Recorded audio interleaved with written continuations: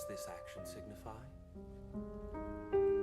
As you entered, when you looked at the other human, what does it mean? It's a sign of trust. It's a human thing. You wouldn't understand.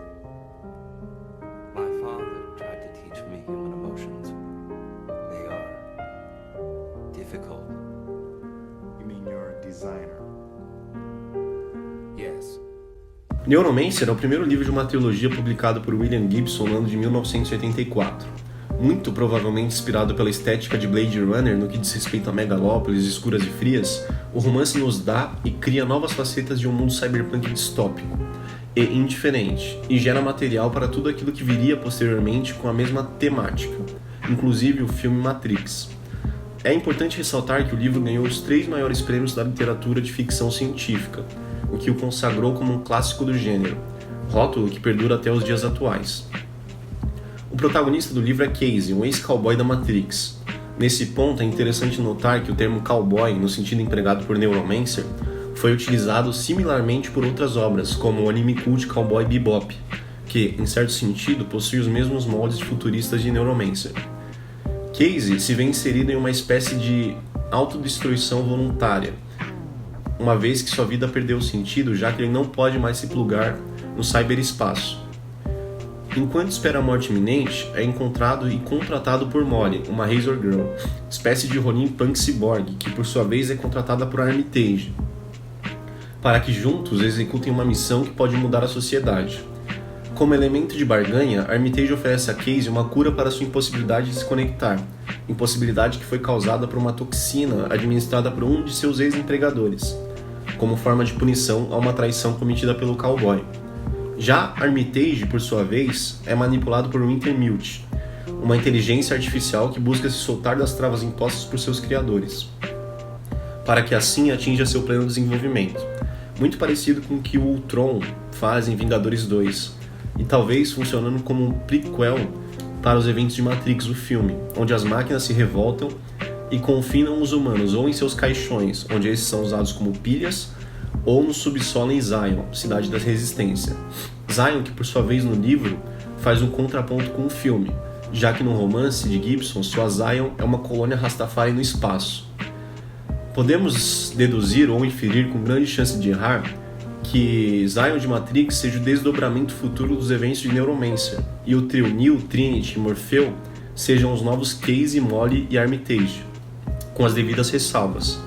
Essa teoria pode ser até interessante se pensarmos que em Matrix o arquiteto diz a Neo que houveram outros escolhidos antes dele e outras Zions.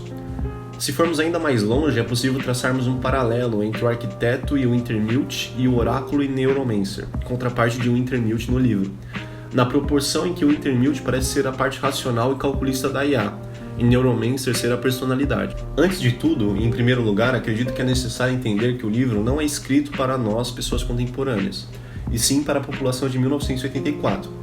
Conceitos que no livro são revolucionários, como a própria ideia de cyberespaço e microchip, são, em certa medida, ultrapassados para nós, enquanto as ideias de aprimoramento cibernético, colônias espaciais e até mesmo as próprias IAs são conceitos ainda distantes. Tal contradição faz com que o livro, ao mesmo tempo em que seja cyberpunk, seja também, em certa medida, steampunk, na medida que muitas das tecnologias apresentadas são grandes e datadas. Por exemplo, o deck de Casey, um instrumento que ele usa para se plugar, poderia ser substituído por um celular dos nossos dias, com as devidas adaptações. Acredito que essa mistura de coisas que na nossa visão são antigas e novas cria uma aura única para o livro e reforça uma das temáticas fundamentais do cyberpunk, que é o faça você mesmo, na medida que a utilização do deck causa em mim mais uma sensação que o protagonista utilizou tudo aquilo que tinha na mão por não contar com recursos suficientes para a obtenção de uma tecnologia mais avançada, acoplando componentes que no final executaram a mesma tarefa do que algo mais caro. Ainda que no contexto do livro o deck tenha sido comprado por Armitage, o que meio que refuta isso que eu disse. Em seguida, na minha opinião, os personagens são rasos e acredito que em certa medida sejam rasos propositalmente. Creio que o autor está muito mais preocupado em apresentar o mundo e suas tecnologias do que apresentar os personagens em si. ainda que a apresentação do mundo se dê muito mais por descrições imagéticas de como as cidades são e não de como foram formadas. A personagem mais profunda do livro, indiscutivelmente, é Molly, que também, paradoxalmente, nos passa a impressão de ser a mais indiferente a tudo aquilo que está acontecendo.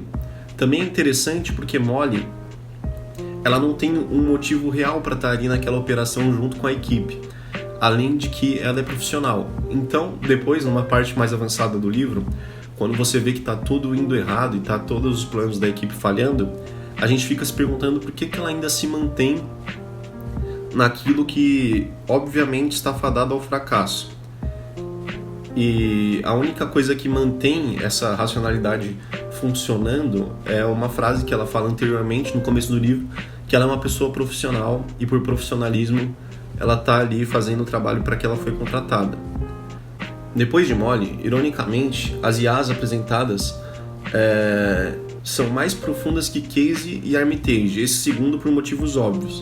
Casey e Armitage parecem funcionar como espécies de avatares. Armitage para o Intermute fazer contato com a equipe por meio de um interlocutor humano, e Casey para que nós nos sintamos inseridos em sua pele e naquele mundo criado por Gibson. Casey, apesar de ser o protagonista, nos oferece muito mais um panorama de suas sensações físicas do que opiniões sentimentais. Os relatos sensoriais do personagem são fartos, como por exemplo quando ele consegue hackear o ICE da base em Straylight, que é um dos objetivos principais do livro.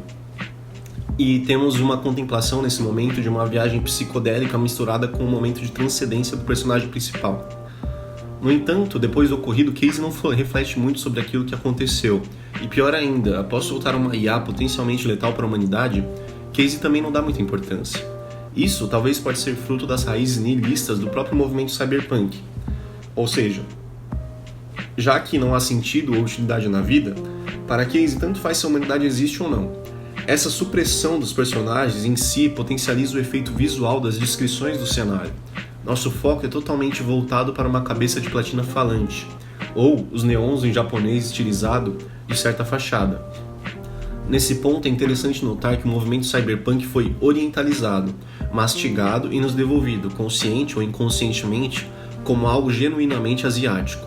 E isso é até compreensível, uma vez que Neuromancer e até Blade Runner bebem muito na cultura asiática e a mescla à alta tecnologia, e também a degradação do indivíduo para formar o plano de fundo cyberpunk. O que nos causa a impressão, se não conhecêssemos sua origem, que o conceito é originário das cidades asiáticas.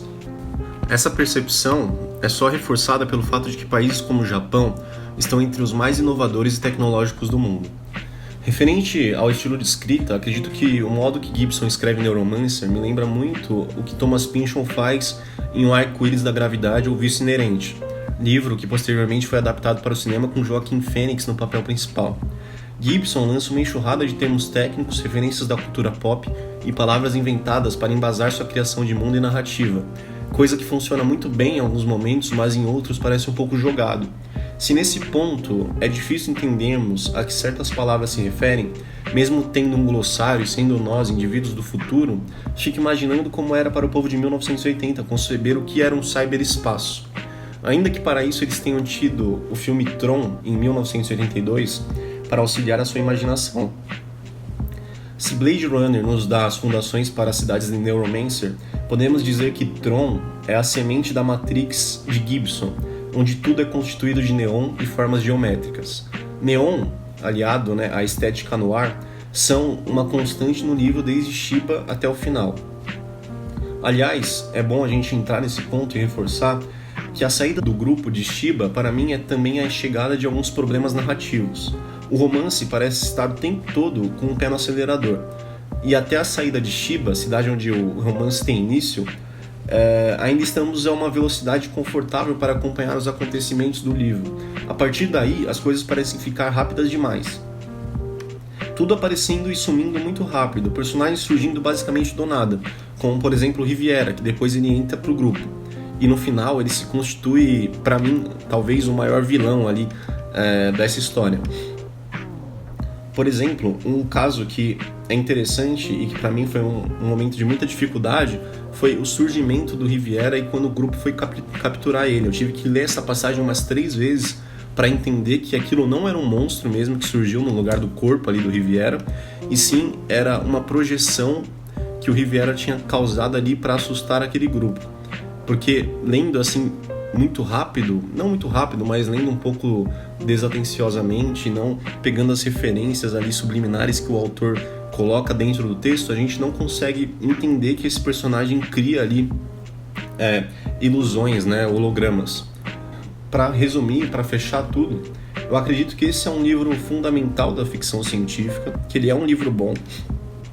Eu acredito que a formação e o início do livro ele esteja bem amarrado, mas eu acredito que o livro ele tem muito mais um mérito histórico do que um mérito narrativo em si. Então eu acho que nisso se consiste a maior força do livro, nessa inventividade e na força das imagens ali que o autor passa pra gente, não no contexto narrativo, porque eu acredito até que não tenha sido a intenção do autor.